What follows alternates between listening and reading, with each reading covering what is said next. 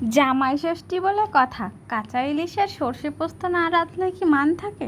তাহলে চলো রান্না করা যাক। সর্ষে পোস্ত, হলুদ, লবণ, লঙ্কার গুঁড়ো নিয়ে ইলিশ মাছটাকে ভালো করে মাখিয়ে নিচ্ছি। তাতে দিয়ে দিলাম কাঁচা সরিষার তেল। ভালো করে মাখিয়ে রেখে একটু জল দিয়ে দিলাম। কড়াইতে দিলাম কাঁচা সরিষার তেল, কালো জিরে আর কাঁচা লঙ্কা ফোড়ন। তার ভিতরে মাছটা ঢেলে দেবো।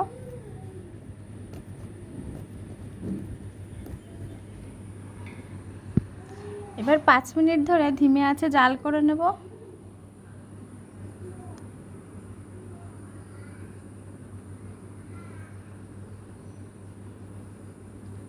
দেখো, সর্ষে পোস্ত দিয়ে কাঁচা ইলিশ রেডি হয়ে গেছে। তোমরাও জামাইকে রান্না করে অবশ্যই খাওয়াও, খাইয়ে কমেন্ট করো কেমন হলো।